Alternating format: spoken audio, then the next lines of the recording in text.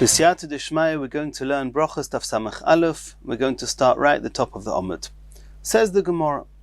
We've seen in the previous Gemara how important it is to always say Gamzu L'Tova, and even when things are challenging, don't complain and trust in Hashem.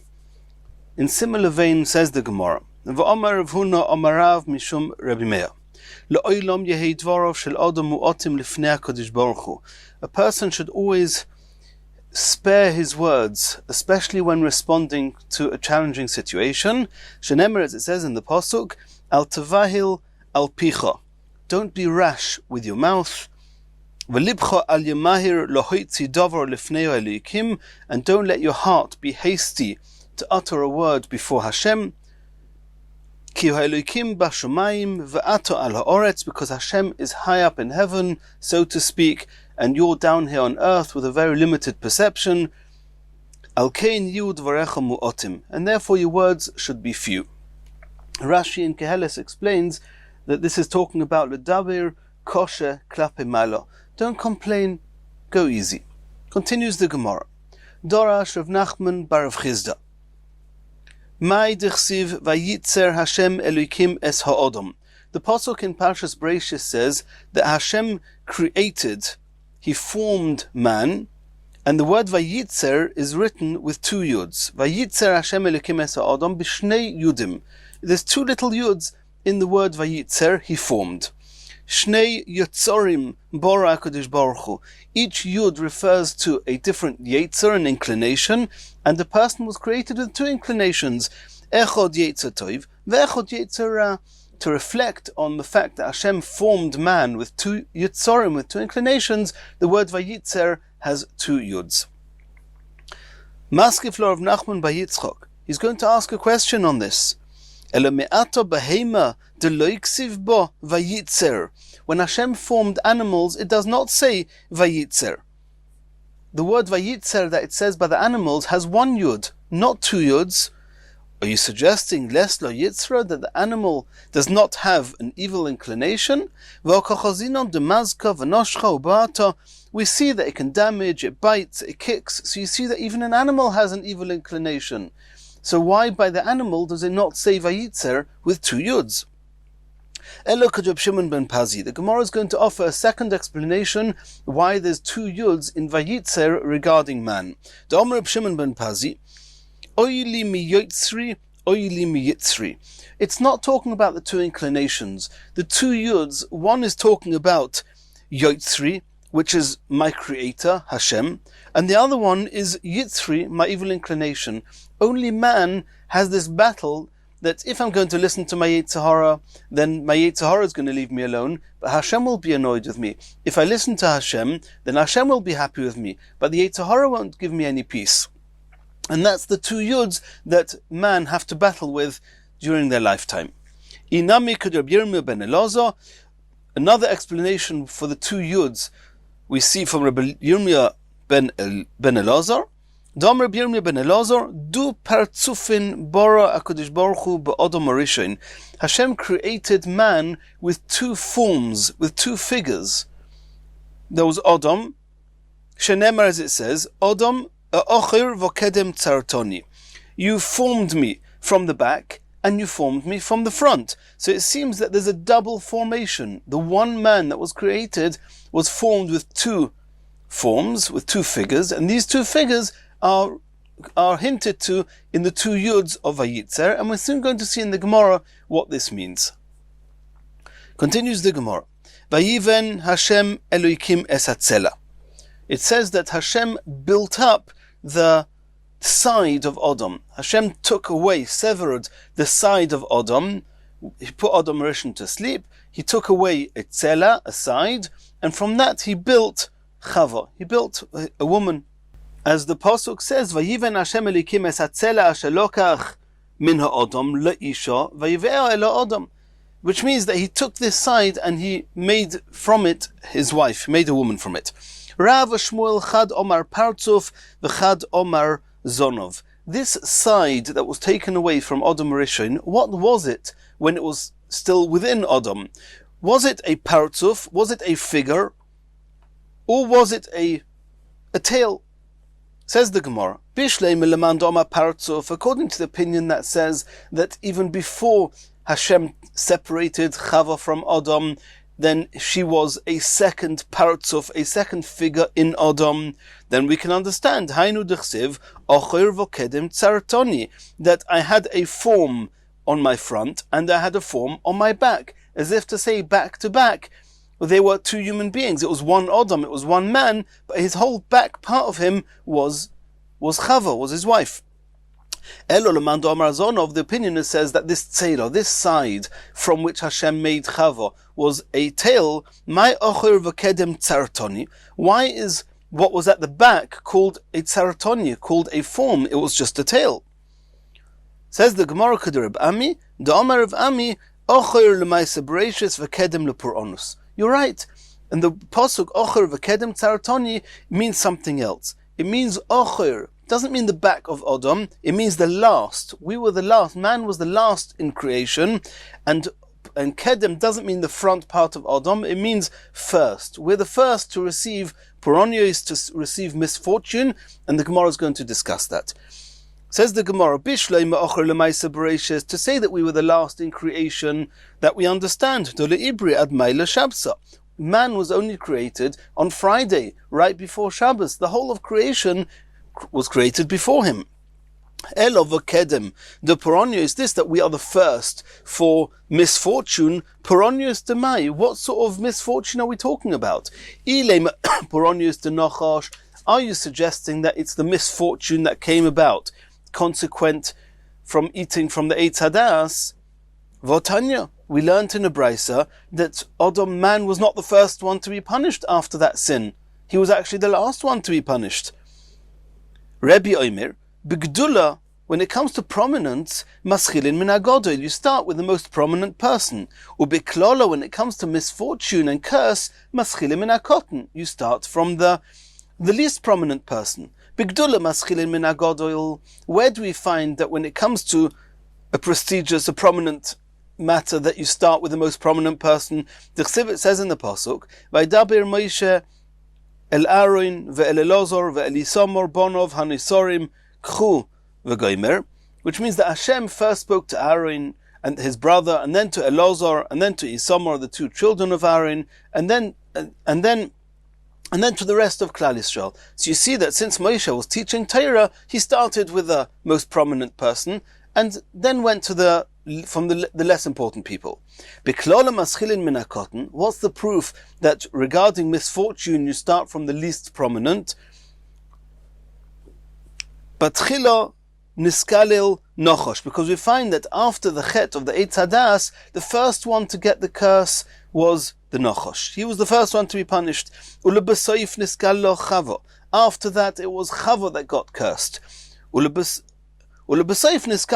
only afterwards Adam was cursed. So you see that Adam, man, was the last one to be cursed, not the first one. So what does it mean that kedem leporonios, elo poronios de mabel? When the word kedem in ochir v'kedem tzaratoni, it means that we are the first for misfortune. It doesn't mean the misfortune from being punished after the chet of Adam Rishon. It means the punishment of the mabel and the flood. It says in the pasuk, "Vayimachas kol hayikum asher al pnei ha'adama me'odam v'ad behema." Hashem destroyed all of existence from the face of the earth, starting from man to animal. Bereisha Adam, first man, v'hadar behema, and then animals. So in referring to that, it says that man was kedem lepuronios. Continues the Gemara, Bishleim lemanda alma paratzuf, the opinion who holds that Chava, before she was Chava, when she was still a tzela, aside in Adam, she was already a figure. Hainu d'chsiv, that's why it says Vayitzer b'shnei yudin. This is how the sugya started. Vayitzer, that Adam was formed with two forms, with two figures. Yes, because Chava, who was the tzela, was a figure. This is the opinion who holds that paratzufaya. She was already a figure before she was severed from Adam Rishon. Elo lemanda omazonov. But the opinion who says that the tzela, the side of Adam, that later became and was built into Chava, was just a tail, my Vayitzer, how are you going to explain the two yuds in Vayitzer? It wasn't two forms, two figures.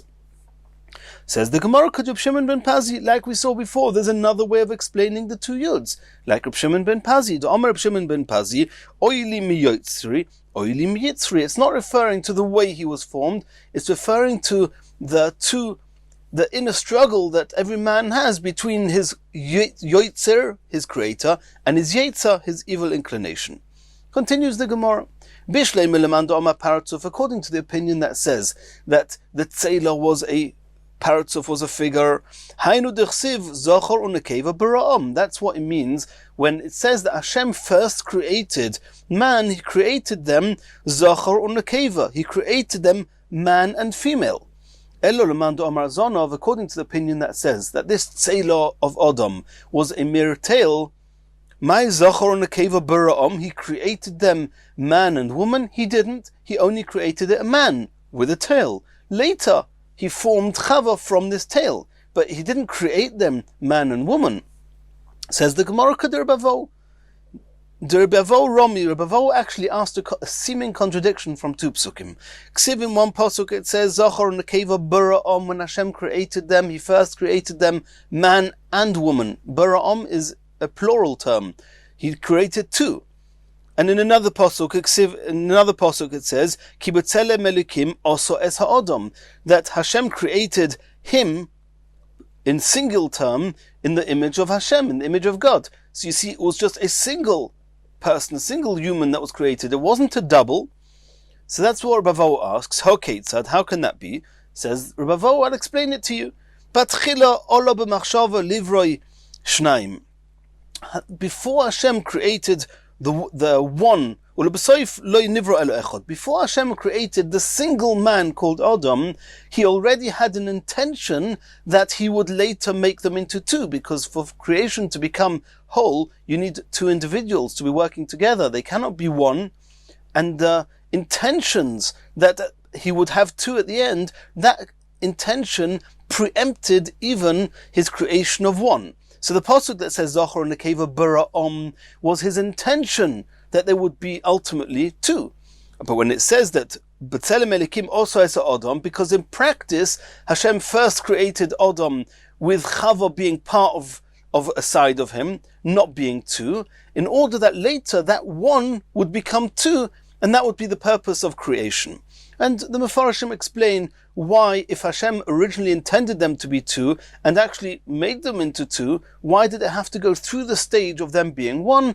And the Vilna Gaon explains, had they not been one at some point, an integral one, then even after he splits them up, or more accurately, had He not made them one at some point, then had He made them two, they would never have the reason or the desire to rebond and reconnect, that the two should then become one. So He created them as one being. Now they have a tremendous closeness to each other. He then separated them, which was the intention originally, and then the two would re-merge, v'hoyu levasar echad, and that is the purpose of creation.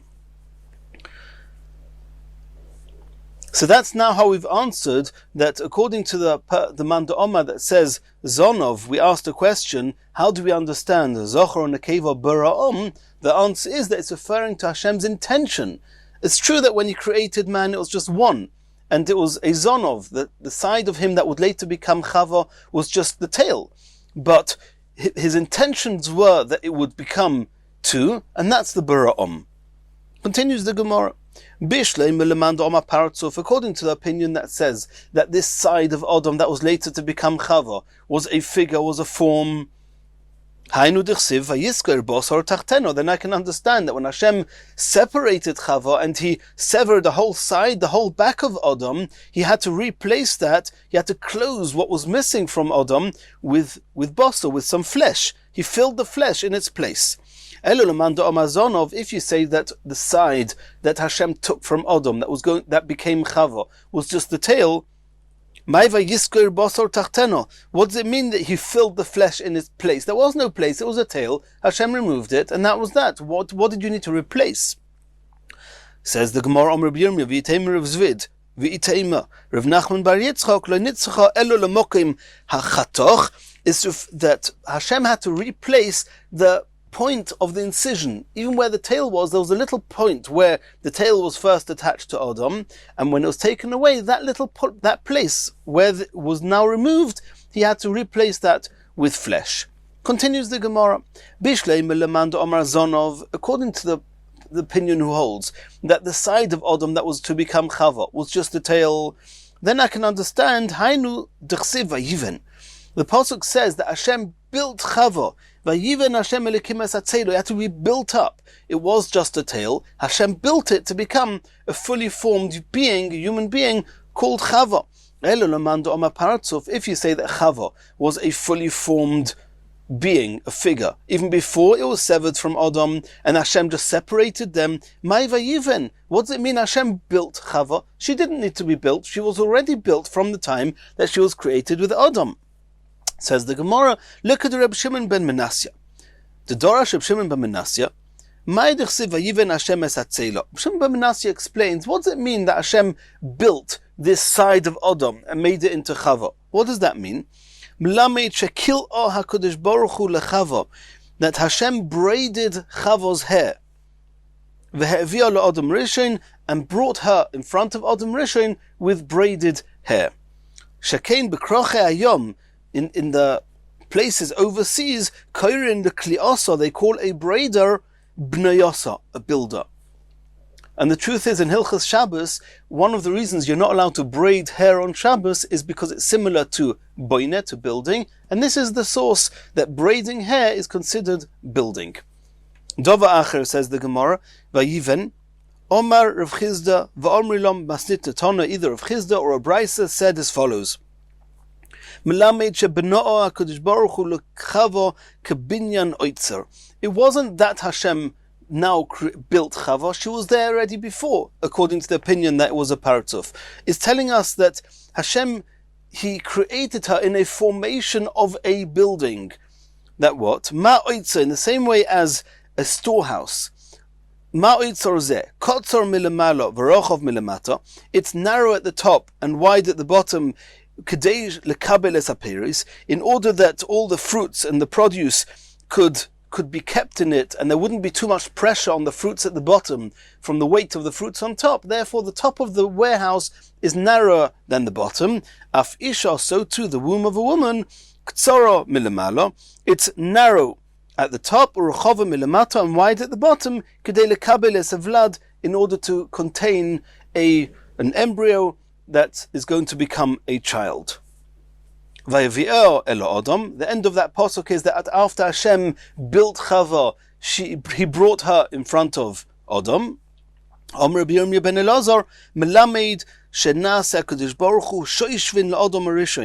fact that the pasuk tells us that Hashem was the one who brought her to Adam, you see that Hashem, He was the one that was a shushvinin, the one that helps make the preparations for a chasna. The Torah taught us that it's a proper and appropriate way to behave. Even an important and prestigious person should go out of his way to help somebody get married, and he shouldn't say, it's below my dignity. You see that even Hashem took the trouble of taking Chava and bringing her to Adam and preparing them for marriage. Continues the Gemara, Uleman de'oma partzuf. According to the opinion that says that even before Hashem separated Adam and Chava, there were two forms, partzuf hay minayu sagi bereisha.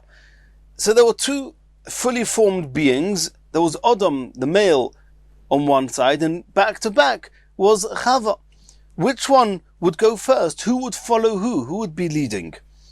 Says the Gemara, Omer of Nachman by Yitzchak, Mistabra, it's probable that the Gavra Sagi Bereisha, that it was the male's part that was leading.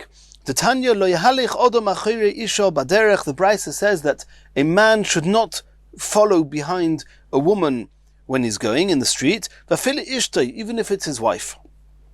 Nizdamna lo yala gesher, if a woman happened to be in front of him on a bridge, yisalkeno l'tzdodim, then he should try and pass her as quickly as possible. And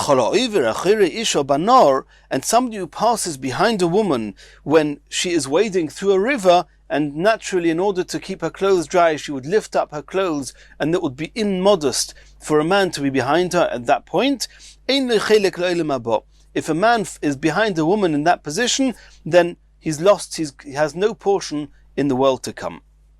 Continues the Gemara, Tanu Rabbanon.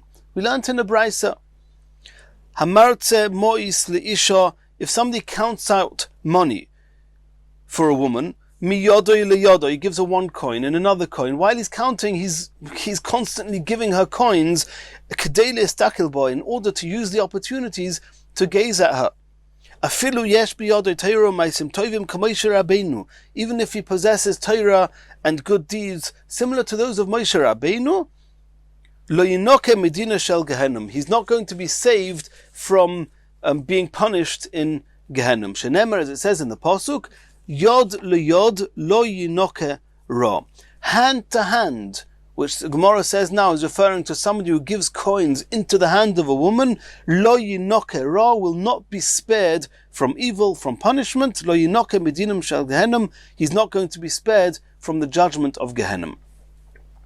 Continues the Gemara, Omer of Nachman, Monoyach, who was the father of Shimshon HaGibor, Am ha'oretz haya, he was obviously an ignorant person, a simpleton.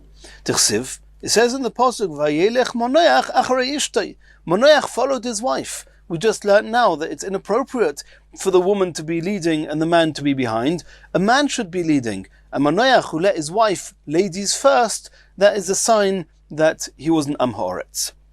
Maskeflor of Nachman by Yitzchak. If Nachman by Yitzchak asks on this, Elameato, according to what you're saying, Gabe Elkono, who was the father of Shmuel Hanavi, who was a tremendous tzaddik. Tichsiv, as it says, and it says, Vayelech Elkono achrei ishtoi, that Elkono followed his wife. V'gabe Elisha Hanavi, who was a Navi. Tichsiv, and it says regarding Elisha, Vayokom Vayelech achareo, he arose and he followed her. Are you suggesting that Hochanami achareo mamash, does this mean that he actually walked behind her? If so, are you suggesting that Elkono and Elisha were Amei Ha'oretz? That can't be. They were tremendously great people.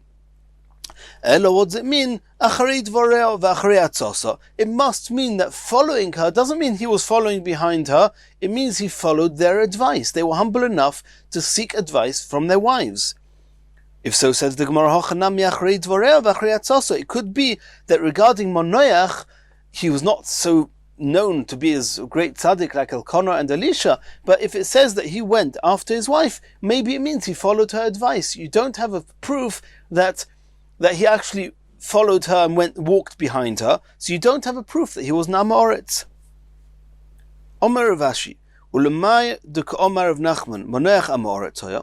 According to those, to Rav Ashi, who assumed that when Manoach went behind his wife, it means he actually followed his wife, and therefore there's an indication that he was an Amoretz. Afila beirav nami loikara. It seems Manoach didn't even read a pasuk in Chumash that they learnt in school.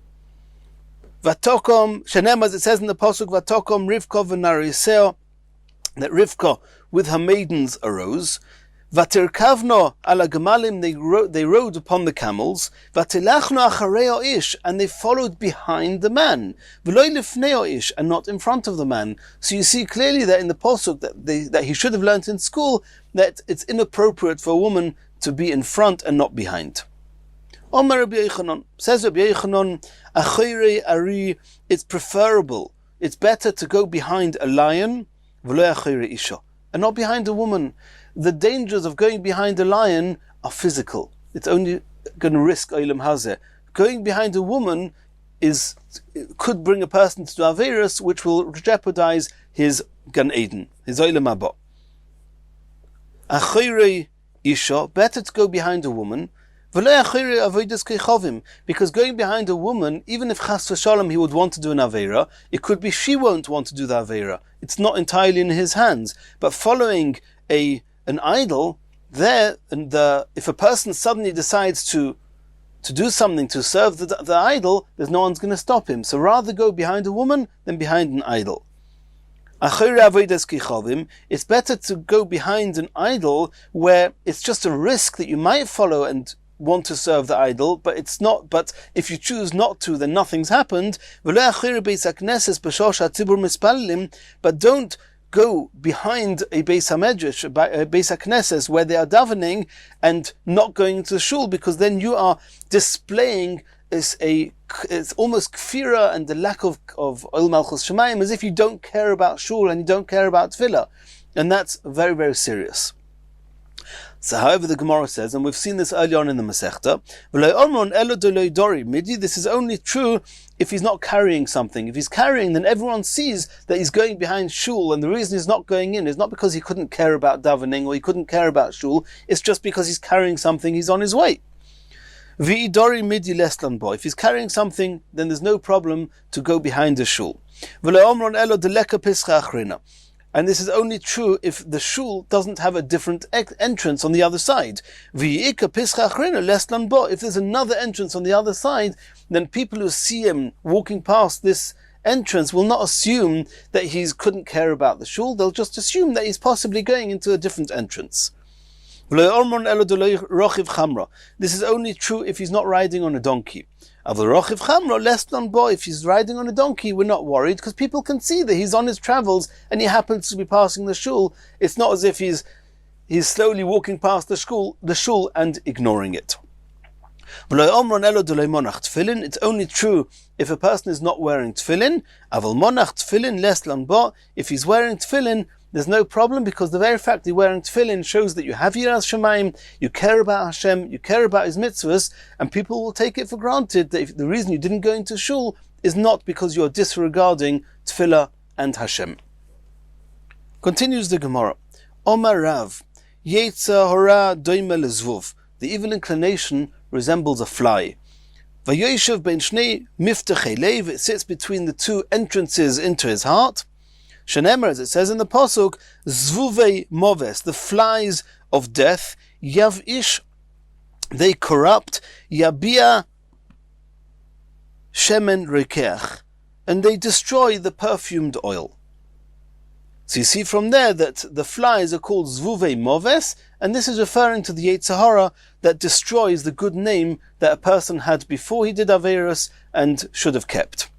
Or Shmuel Omar, Kamin chita hu doimer, that the evil inclination is compared to a kernel of wheat. Shenemer, as it says in the pasuk, la pesach chatos roivit. He also agrees that the place where the Yetzer Hara sits is at the entrance of the heart.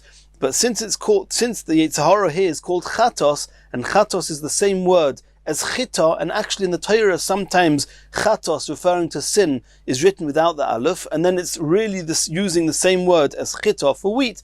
So you see that there's something in common between the evil inclination and a kernel of wheat. Continues the Gemara, Ton Rabbanon, Shtei kloyois yeshloi le'odom. A person has two kidneys. Achas yatzei le'toiva, one counsels him to do good things, v'achas yatzei le'ra, and the other one counsels him to do evil. Umistabra de toiva liyaminoi. It's probable that the one that counsels him to do good things is on the right side, the right-hand kidney, v'ra lismoiloi, and the one that's counseling him to do bad is probably on the left side of the left-hand kidney. As it says in the pasuk, leiv chochom liyaminoi, the part of a person's heart that makes him do good things, makes him be a chochom, a wise person, is on his right. V'leiv ksil l'smoiloi, and the part of his heart that makes him become foolish is on the left. Continues the Gemara, Tonu Rabbanon, kloyois yoyatzois. The kidneys counsel us as we've just seen. Leiv mavin, the heart understands and accepts the counsel of the kidneys. Loshon mechatech, the tongue articulates. Pe goimer, and the mouth concludes, it utters, it verbally expresses his decision.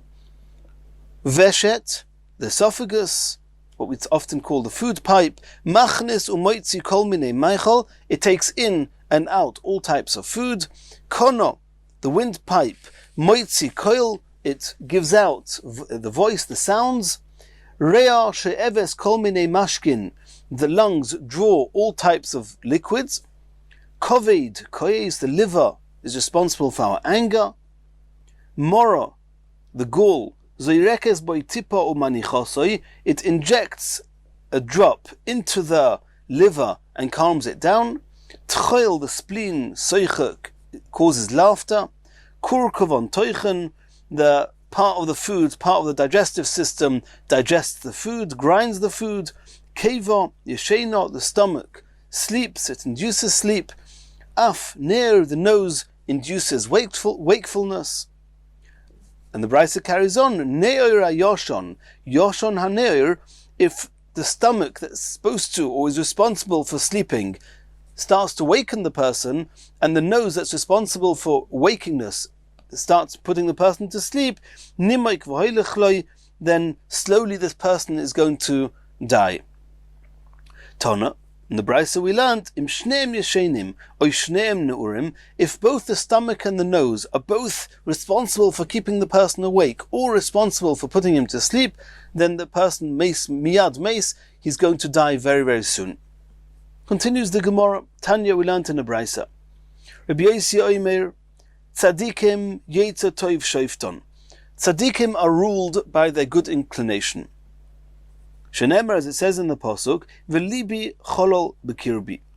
My heart, which means the left part of his heart, the evil inclination that was in his heart, has died from within me. David HaMelech managed to kill his Yetzer Hara. There's a question exactly how he did it. Did he do it with his tremendous learning, or did he do it with fasting? But either way, he managed to destroy his evil inclination, and now all he had was the Yetzer HaTov. Rashoim Yetzer Ra Sheiftom. The wicked are ruled almost entirely by their evil inclination.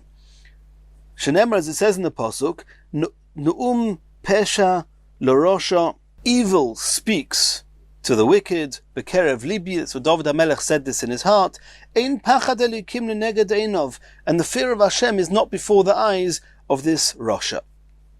So you see from there that Nu'um Pesha L'Rosha, that the one that dominates a Rosha is the evil inclination.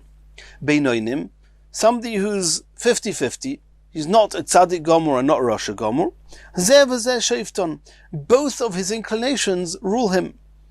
Shenemer, as it says in the Pasuk, Yamoid liyamin evyoin, that Hashem should stand by the right of a poor person, Lohishia mishoiftei nafshay, to save him from the rulers of his soul. So you see there that the Pasuk is referring to the shoiftei nafshay, that he's got two, it's a plural term, two rulers to his soul. He's got also the Yetzer HaTov and also the Yetzer Hara. Omar Rava, here Rava said, K'goyin onu beinoinim, I or we're a good example. We are beinoinim, 50-50. Omar Abaye said to him, Le'shavik mar chay lechol beria. You've given no chance to anyone else. If you, being such a great tzaddik, Rava, you're just 50-50, Yetzer Tov, Yetzer Ra, then everybody else is clearly not going to be a tzaddik. How is that possible? You haven't given anyone a chance. V'omar Rava, says Rava, Le'ibra alma elo l'rish'ei gomru gmurei oy le'tzadikim gmurei. The worlds were created either for the absolute Rasha or the absolute tzaddik. And we'll soon see that Olam Hazeh was created mainly for the Rashaim to benefit from, and the Olam Haba is mainly for the tzaddikim to benefit from. Omar Rava, Leida inish benafshei, a person knows, or a person should know on himself. Im tzaddik gomerhu im loy, he should be able to gauge where he's holding, if he's a tzaddik or a Rasha. Omar Rav, Le'ibra alma elo le'achov ben Omri, or Reb Chanina ben Doisa. Rav says that the pleasures of this world were primarily created for the tremendous Rashoim like Achov ben Omri, who was a huge Rasha, and Olam Haba was primarily created for Reb Chanina ben Doisa, who was a Tzaddik Gomor. Le'achov ben Omri ha'olam hazeh, Reb Chanina ben Doisa Olam Haba. Continues the Gemara. And we're now going back to the Mishnah we learnt at the beginning of the Perek. V'ahavto es Hashem Elokecha v'chol levavcha v'chol nafshecha v'chol mo'idecha. Says the Gemara, Tanya we learnt in a Brisa. Rabbi Eliezer Omer, b'chol im nemar b'chol nafshecha, if it already says that you have to serve Hashem with your whole soul, lomon nemar b'chol mo'idecha, why does it have to say that you have to serve Hashem with all your resources? Of course you serve Hashem with all your resources if you have to serve Him with your whole soul. V'im nema b'chol mo'idecha, and if it says you have to serve Hashem with all your resources, lo nema b'chol nafshecha. Why does it say with all your soul? If you have to serve Hashem with all your resources, you obviously have to serve Hashem also with all your soul. Why does it have to say both? Elo im yesh lecha odom. If you have a person, shenafshei chaviv olav mimamoinoi. You have some people that his body is more precious to him than his money. Lekach nema, that's why it says b'chol nafshecha, that you have to serve Hashem not only with all your money, but even with your whole body. You've got to be prepared to give up your life in order not to do certain averas.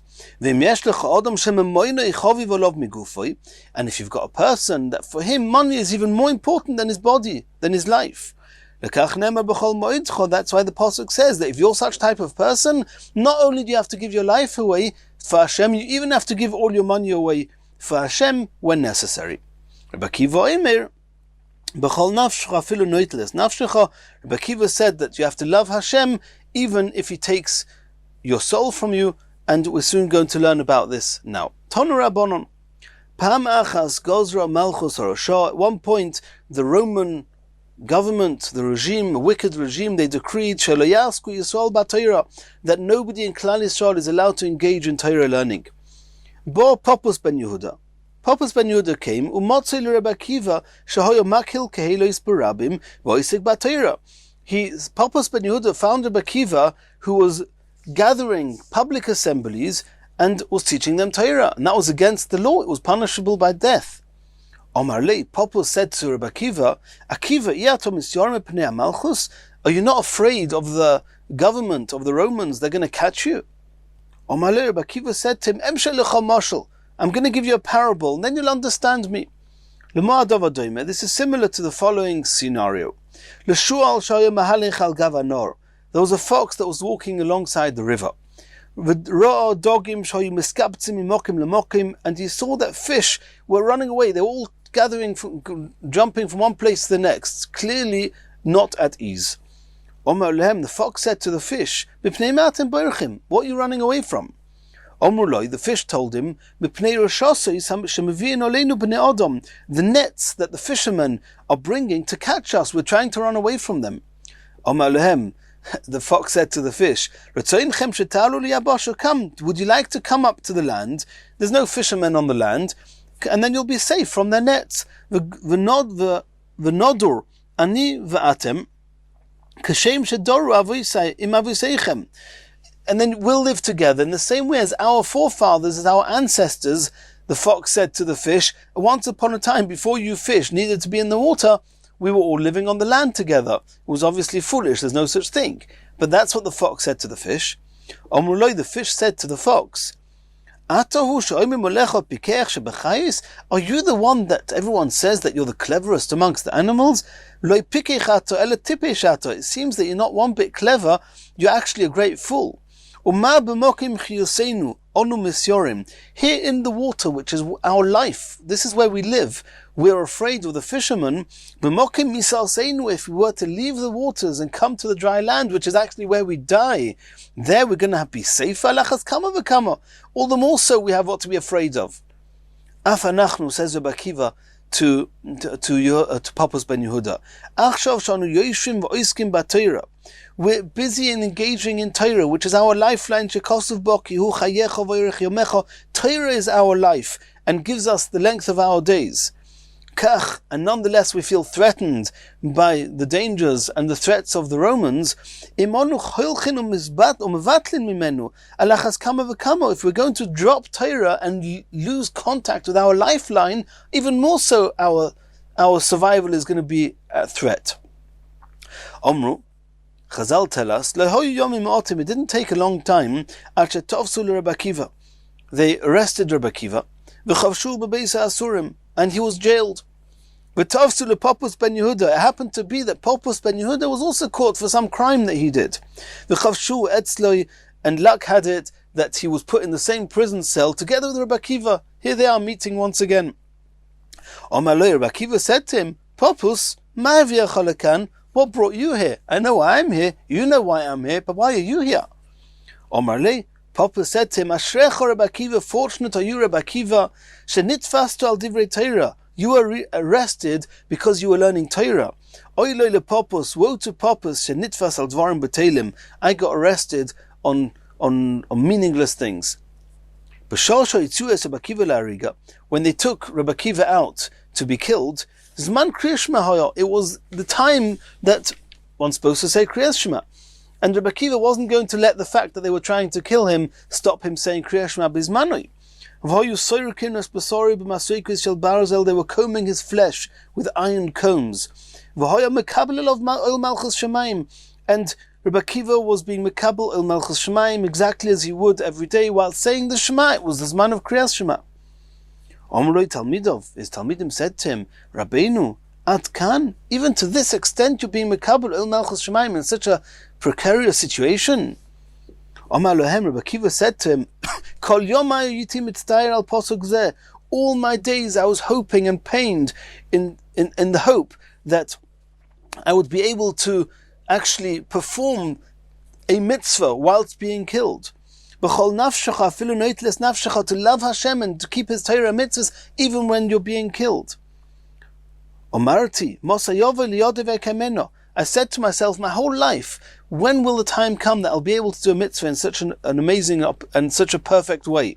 And now that such an opportunity has come to my hands, I'm not going to fulfill it. He drew out the word echod as one does when one says Kriyas Shema. Until his pure soul left him when he said the word echod. Yotza Baskil v'Omra, a heavenly voice emanated from the heavens and proclaimed, Ashrecha Rabbi Akiva, fortunate are you, Rabbi Akiva, sheyotza nishmosa be'echod, that your soul departed as you said the word echod, in full connection to Hashem. Omru Malachi Ashoros lifnei HaKadosh Baruch Hu, the Malachim said to Hashem, Zu Torah v'zu schara, is this the reward one gets for being so engrossed in Torah learning a whole life?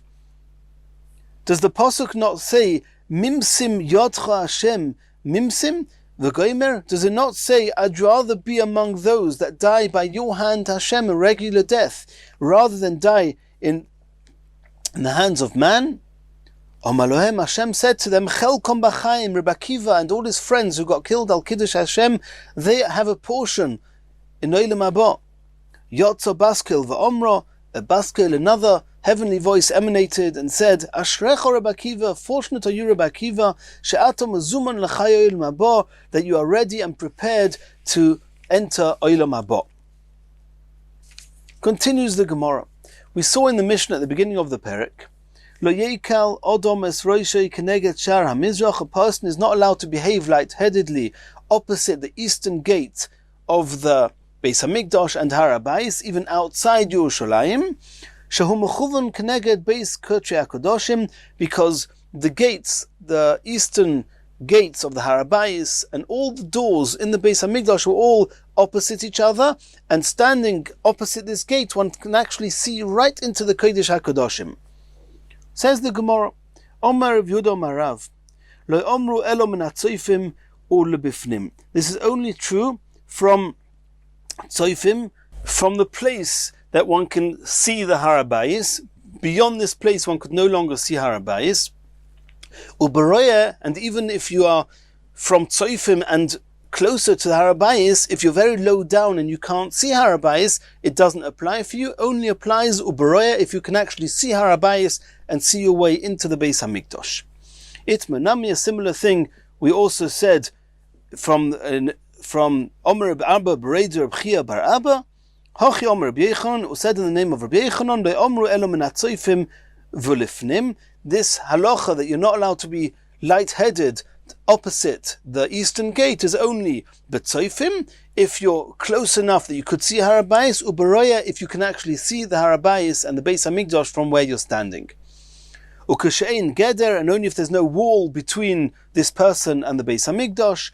Ubizman sheshchina shoyra, it's only in the time of the Beis Hamikdash, first and second, where the Shechina was there, but nowadays this halacha does not apply. Ton Rabbanon, says the Gemara we learnt in a Braisa, Hanifne bi Yehuda. If somebody is relieving himself with bowel movement in Yehuda. Eretz Yisrael was split up between Yehuda, from Yerushalayim and down to the south of Eretz Yisrael, was called Yehuda. Yerushalayim was more or less the most northern point in Yehuda. More north than that was called Golil. So the Brisa says that if somebody is relieving himself in Yehuda, which is from Yerushalayim and south, lo yifne mizrach umayriv. When he's relieving himself, he's not allowed to be facing neither the east nor the west, because it's probable that, let's remember that when a person has to relieve himself with bowel movements, he has to uncover himself also at the front and also at the back, as we saw in the Gemara previously in the Masechta. And it's disrespectful that either the front of a person or his back should be exposed towards Yerushalayim, towards the Beis HaMikdash. And therefore, if you're facing either east or west, then the side of a person's body will be facing Yerushalayim and not his front or his back. Elot Sofrin V'Dorim, he should be facing either the north or the south. And Rashi says this is to the exclusion of when you're directly south of Yerushalayim, in which case if you're going to be facing either north or south, you're going to be facing either the front or the back Yerushalayim, and that's inappropriate. So if you're directly south of Yerushalayim, you obviously have to face either west or east. But if you're not directly under Yerushalayim, then you should be facing north and south, not west and east. Uba Golil, if somebody is relieving himself with bowel movement in the Golil, which is north of Eretz Yisrael, which is most of Eretz Yisrael, lo yifne elo mizrach u'mayrav, he should only relieve himself when he is facing Mizrach and Mayrav, which is the west and the east. He shouldn't be facing north and south because Yerushalayim is south of him. And the Mefarshim explain why should Golil be different to Yehuda in this point. Why should the sides, that means not exactly opposite Yerushalayim, north or south, east or west. Besides for that, on the sides, why should the sides in Yehuda and the sides of Golil be different? The Mefarshim discuss that. Continues the Gemara. Rabbi Yosi matir. Rabbi Yosi allows a person anywhere in Eretz Yisrael to face in any direction he wants whilst moving his bowels. Shehoya Rabbi Yosi oimer. Rabbi Yosi said that this halacha of not facing the Beis HaMikdash when relieving oneself, le'osru ela baroya, it's only true if you can see either the front or the back, but you can see the Beis HaMikdash, u'b'mokim she'in sham geder, in a place where there's no wall between the person and the Beis HaMikdash, u'b'zman sheshchina sheira, and in the time of the Beis HaMikdash. The Chachamim argue with Rabbi Yosi, and they say that it's asa. Asks the Gemara, Chachamim hainu tanakama, what's the difference between the first opinion and the last opinion? The Brisa started saying, Ton Rabbanon, that one is not allowed to relieve oneself anywhere in Eretz Yisrael if facing Yerushalayim. Says the Chachamim that Rabbi Yosi is matir, and the Chachamim oisa, the Chachamim is the same as the first opinion. Says the Gemara, Ika b'nai utztodim. Rabbi Yosi says that you're not allowed to relieve oneself if you can see Yerushalayim and there's nothing in between you and Yerushalayim and the Beis HaMikdash is standing. And the Chachamim arguing with him only argue when you're in direct line with Yerushalayim, directly north or directly south. But on the sides, further to the west, further to the east, there even though the Tanakama say it's Osa, as we saw, but the Chachomim who argue the Rabbi Yosi, they say it's Mutter, it's only Osa in direct line of the Beis HaMikdash. Tanya Idach, in a different Brisa we learned this a little bit differently. Hanifne bi Yehuda, if somebody is relieving himself in Yehuda, which is from Yerushalayim and south, lo yifne mizrach mayrev ela tzofan v'dorim, as we saw before, he should not be facing west and east, not his front, not his back, elotzof and dorim, north and south. And that way, providing you're not directly south of Yerushalayim, you're not going to be facing Yerushalayim, not from the front, not from the back. Uba Golil, and the northern part of Eretz Yisrael, tzof and dorim, he should be facing north and south, and Taf Medorim also, he should not be facing north and south. Mizrach Umayrav is Mutter. Wherever you are, you should be facing west and east, and that way it will always be the side of the person facing Yerushalayim and never his front or his back. Rabbi Yosi Matir, Rabbi Yosi says it's Mutter. Shahoya Rabbi Yosi Omer le'osru elo baroya. Rabbi Yosi said it was only Osa if you can see Yerushalayim.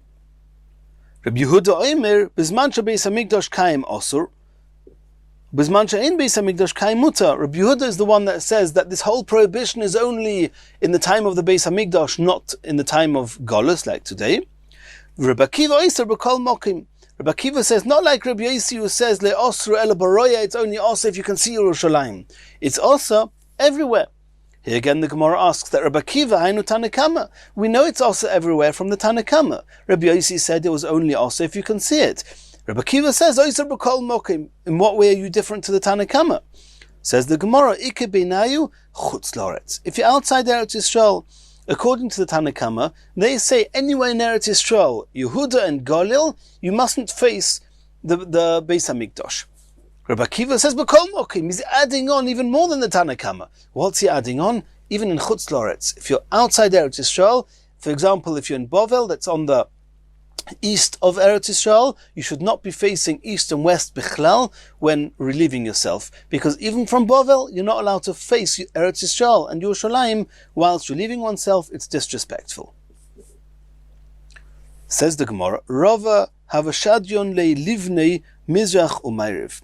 Rava, he set up the stones that he would sit on to relieve himself, mizrach umayriv, which means that he would be facing, the stones were positioned in a way between the east and the west, in order that he would be facing north and south.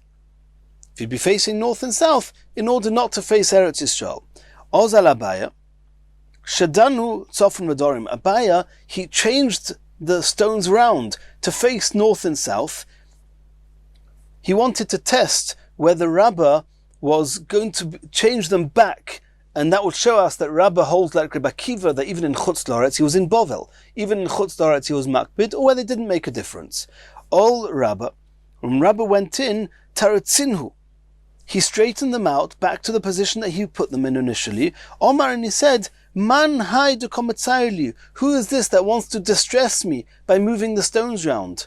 Anoka Rabbi Akiva svirli, I hold like Rabbi Akiva, the Omar that says, B'kol malkim osir, even in chutz loretz, you're not allowed to face Yerushalayim when moving bowels, and therefore it's important that I'm facing north and south, and not east and west. In the next Shir, we're going to carry on the next Gemara.